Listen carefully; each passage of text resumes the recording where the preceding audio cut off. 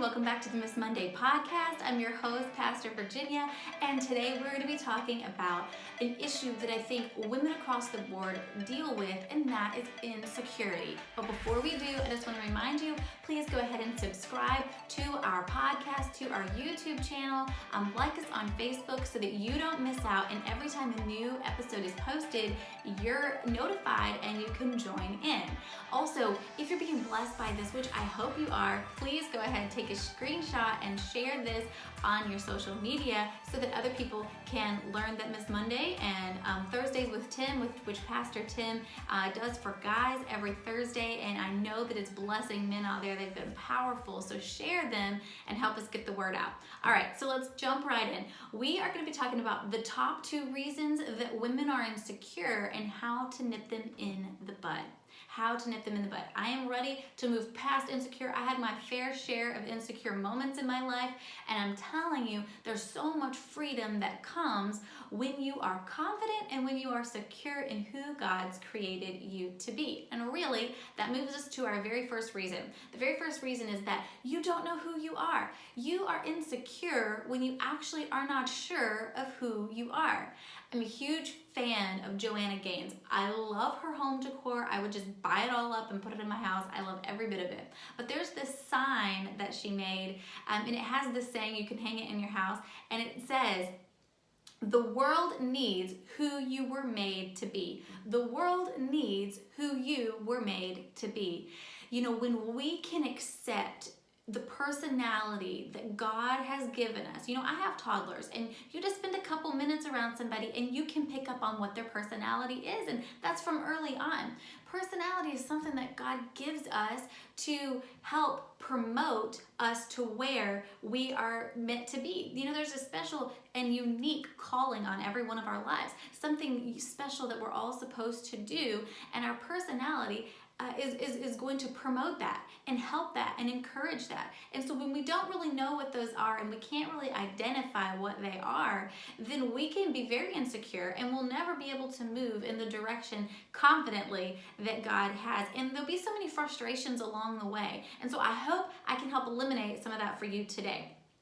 So the world needs who you were made to be. And so if you're an outgoing, loud, energetic person, then that's who God created you to be for a reason. You're going to touch people and connect with people that are loud and outgoing and, you know, all of those things and energetic. But if you're a quiet and a reserved person, God made you quiet and reserved for a reason. It's going to be used in the long-term vision and goal for your life. And so we need to accept that, love that, never try to change that, hone in on that, and move forward.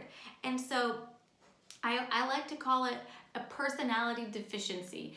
See, if we don't really know what our personalities are and we've not recognized those that the Lord's given us, then due to circumstances in our lives, our personalities can be changed a little bit.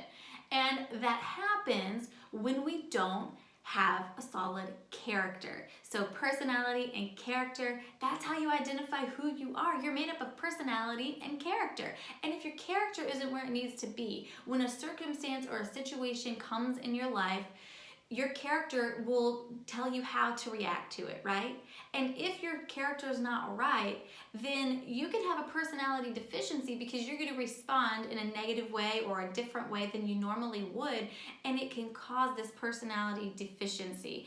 And so we really have to seek the Lord in figuring out what is my personality and really deciding that if the Lord shows us an area, because let me put it this way, we might be quiet and reserved, okay? But if due to some situations that our character wasn't able to uphold and support our personality, we might be faced with like not being able to talk to anybody at all, ever. If we ever are put into a position where we have to speak to other people or interact with other people, we just shut down. Like we can't do it. We're full of all of this anxiety, and that's a personality deficiency. You don't know who you are, and you don't have the character to support it and to carry you through. And so you have to take time. It's pivotal that you take time to search yourself out. Ask God, hey, what are the personalities that really you've given me? And let me fix those that maybe are not exactly where they need to be. And so that's important. First, you have to realize what your personality is. There's an article that Psychology Today wrote, and in there it expressed that how easy it is to confuse personality with character, but it's so crucial that we learn to separate the two. And so personality, it's you're extroverted, you're funny, you're energetic, you're optimistic or confident. Other things can be like you're overly lazy, or you're overly serious, you're negative, you're shy. All of these things are personalities. But your character's honesty, virtue, being kind, things like that, that's what your character is. And so as a Christian, it's really important that we know the difference, because opposed to personality, character traits are based off of our beliefs. They come from what we believe. And I thought Galatians 5:22 through 23 really explained it the best. And that's the fruit of the Spirit. So we have love, joy, peace, patience, kindness, goodness, faithfulness, gentleness, and self-control. These things really build up a character, a good biblically based character. And so that should give you a little something there to kind of do some self-evaluations on and see where your character is. While personality can be perceived as something that's permanent, character is something that's developed. That gives us hope. Look, our character is something we can change. When we realize we're reacting to something in an unbiblical way or a negative way, that can be changed. That's not who you are. You're not defined as that person. It can be developed. And the closer we draw to the Lord, the more like him we become. The more you read your word and you find out, you get to know who he is, you reflect that. So if we're mirroring Jesus and we really become that which we read in the Bible, then we're going to be in a constant state of allowing ourselves to be transformed into his likeness, and we can pretty much bank on having a good, solid character, and then we can be totally secure in it. And if we're like Jesus, Jesus is perfect, right? He's perfect in all of his ways, and if we become more like him, then how can we go on being insecure? And so, number one is knowing who you are.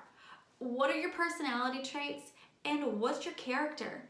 And do you need to develop this character, which we all really are going to be developing character our whole lives. So we need to be developing this biblically based character, and then our personality is going to line up with that, and those two coupled together will solidify who we are. And when we know that, we'll be unshakable. Number two reason why women are insecure, and that's being in the wrong company. So number one, not knowing who you are. Number two, being in the wrong company. See, they go hand in hand as well. When we're in the wrong company, it actually encourages those insecurities that are formed out of not knowing who we are. When you don't know who you are, you're around people that promote something that's opposite of who you are, and it just enables this insecurity to just flourish, and that's a very bad thing. So, in Bible school, we always heard this saying, like, the anointing will take you where God has destined you to be, where God wants you to be, but your character keeps you there. And so I want us to think about that in light of the company we keep and the two things we just learned about knowing who we are. So your personality is typically going to get you into a relationship, right? Into a friendship or a relationship. But your character and their character should keep you in that relationship. Your character and their character should keep you in that relationship. 1 Corinthians 15:33 says, "Do not be misled. Bad company corrupts good character." Bad company corrupts good character. So there's two things here we have to look at. Just that initial bad company. So our main thing is we don't want to be in the wrong company. And that can be bad, that can be negative, bad company, or that can just mean not our people, being in the company of people that aren't promoting who we are. So let's focus on bad company. So bad company corrupts good character. Basically what that is when your personality, like if you're an outgoing person, you're probably not going to become friends with somebody who's super shy and introverted, because you guys really don't have anything that's similar. You're not going to be able to go out and have a good time together. So when a personality brings you close to someone, and then over time, when they're in character, when a situation comes their way and you see how they react to it, their character is revealed to you. And if it is in conflict with your character, then you realize, and now that's only if you have lined up your character biblically. So everything we just talked about on the first point, which is getting that biblical character, all the fruits of the Spirit, really allowing yourself to be transformed. If you're doing that, and you're in company with someone that your personalities match up, but you realize their character's flawed and it's not lining up to yours, and over time, if that person's a believer and you've brought that up to them, or you've given them time, you've prayed for them, the Holy Spirit's been dealing with them, and just time and time again, this negative character is showing through, you have a decision to make. You don't cut people off as in like you don't love them. You love people. You have to love people, but you don't have to be friends with them. You don't have to be in company with them all the time. If they are promoting something opposite of what the Bible is instructing, you have to make a decision, because it only promotes insecurity in who you are. Have you ever heard that saying, birds of a feather flock together? You're naturally, there's actually this statistic that says you will naturally become like the top 5 people you spend time with. So think about the 5 people that you're around the most. This is your company. The 5 people that you're around the most, that's who you're going to become like. And so if their character is not biblically based, and you're trying to transform your life and make your character biblically based, somebody's getting ready to give in. And so you gotta make sure that your company are the people that you're wanting to be like, that they're promoting that which you're working for and you're striving to be like. So bad character, okay? But both character and personality are equally important when it comes to the company that we keep. So we have to understand that they're equally important. You can't just hang out with people because it's easy, because they have the same personality as you. You have to focus on their character, because that is what should keep you in that relationship. Now, there are those people that promote, that either won't promote because they just can't. They're not the same. They won't promote, or they can't promote your personalities or your interests. And if they aren't going to do that, that means what you're interested in and what your personalities are going to be pushed down and snuffed down. And that promotes insecurity. When you're in company, when you're in friendships and relationships with people who don't identify with who you are, they don't appreciate who you are, they're going to try and change that. And you're going to feel uncomfortable, and you're going to feel like drained every time you walk away from that relationship and that friendship. And you're going to start trying to change who you are. And remember, the first thing is knowing who you are, appreciating it, accepting it, and never changing it. So the Champion Forum is someone that we Instagram thing that we follow, and Champion Christian Center, Pastor Joey, you've probably heard me mention her multiple times, and we just love that ministry. And Jeff Hancher is the head of their helps ministry, and he heads up this Champion Forum, and it's amazing. You should go and follow them. They always have amazing things that they post about leadership and so on. But he just posted something recently that said, don't change yourself so that other people will like you.